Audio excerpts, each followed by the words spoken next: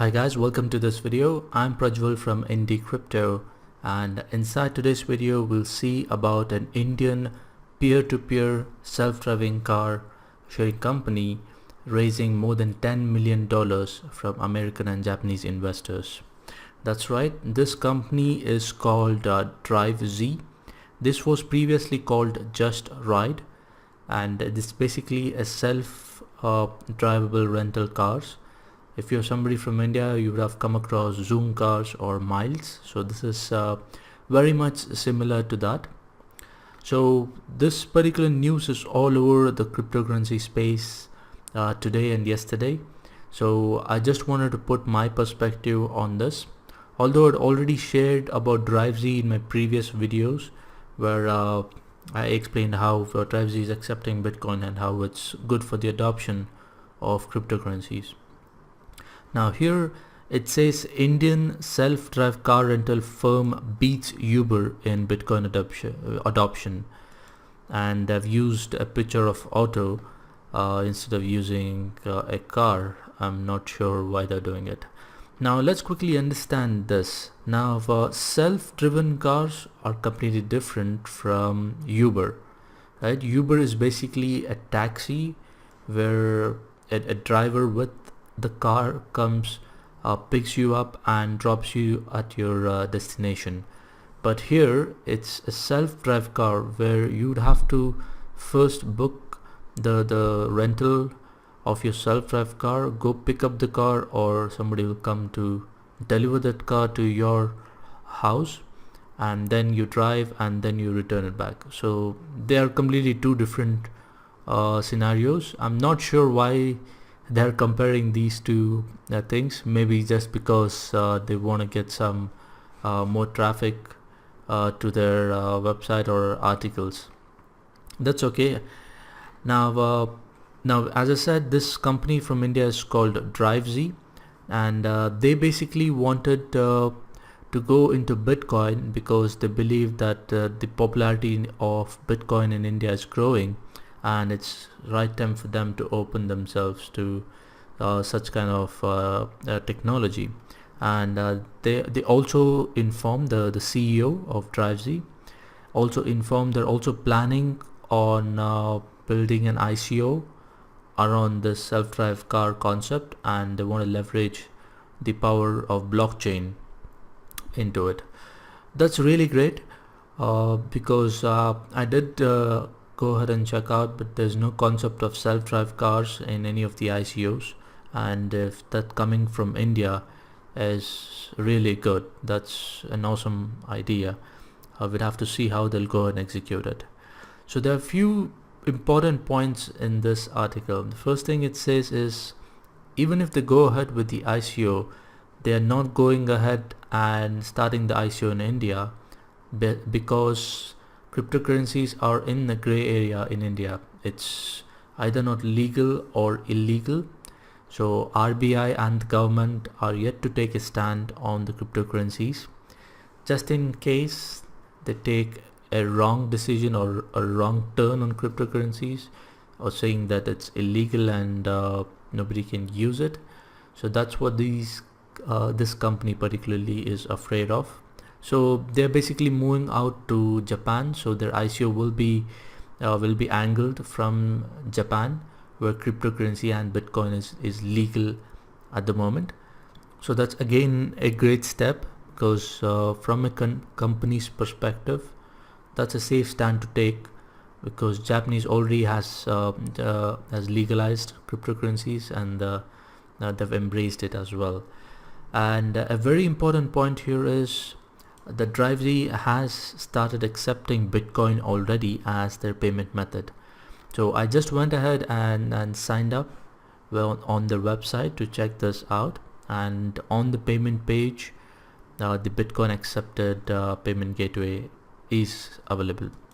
So here Drivezy is basically tied up with Unocoin. So what happens is, even though I go ahead and pay Drivezy with my Bitcoin, what happens is Unocoin immediately exchanges that Bitcoin to Indian rupees and credits that amount to Drivezy. So that eliminates the risk of volatility completely. So I just wanted to check how the prices work here. So let me quickly go ahead and open Unocoin. Okay, so I've logged into Unocoin now, and I entered the amount that I'm supposed to pay on Drivezy here, and got the subsequent amount of Bitcoin here. But whenever I go ahead and try to pay with Bitcoin, it's saying that my booking failed, and it failed because the payment was declined by my bank.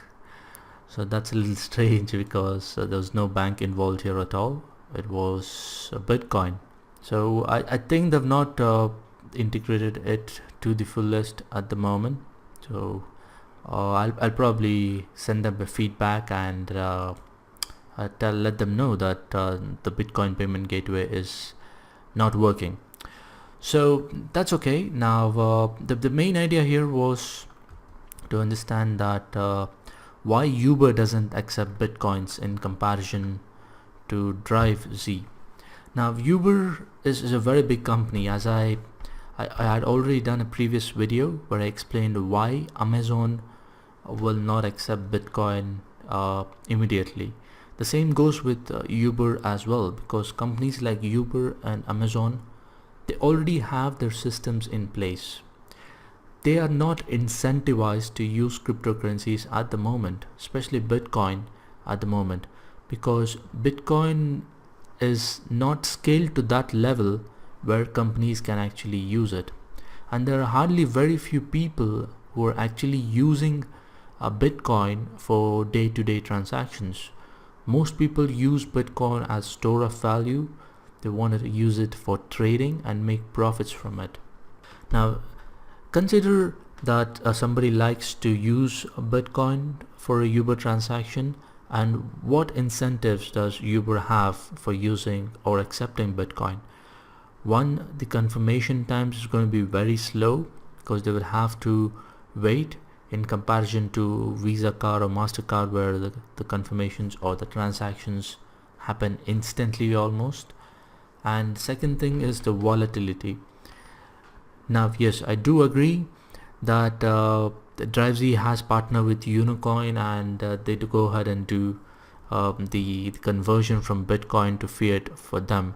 But when you're speaking of a company of Uber standards, now Uber is a huge company. It has its presence in many of the countries in the world, and there are like the lakhs and crores of people who actually travel in Uber every day, and there are millions of transactions that happen.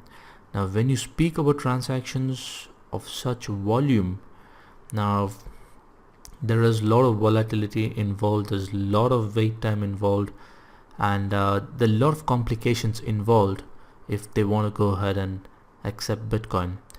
Now Bitcoin at this stage, I don't think will be a right idea for them at all, because Bitcoin has to scale to that level where companies like Amazon and Uber start accepting them. So that's basically my perspective. You might go ahead and put your perspective in the comment sections as well. Now another important topic that I wanted to touch here was using of blockchain for self-driving cars. Now these are automated cars which will run by themselves. They're basically driverless cars. So there's a very nice article where Toyota is already investing in blockchain technology to create automatic driving cars. So they basically touch down on blockchains and distributed ledgers, on how this technology can reduce their costs significantly in developing such automated cars. Because when you have the information of all the cars and the timestamps of all the cars wherever they are, so the information sharing becomes easy. That will help in avoiding accidents or even traffic congestions and other things. So I'll go ahead and leave the links for these articles in the link below. So go ahead and let me know what are your thoughts about companies accepting Bitcoins as payment methods. What do you think? and what do you think about automated cars using blockchain technology. So go ahead and leave them in the comment section below. I'd definitely love to read your thoughts and comments on them. And if you're somebody who loves cryptocurrencies, blockchain, and anything related to them, you should definitely go ahead and subscribe to this channel. So that's it in this video, and I'll see you very soon in the next one.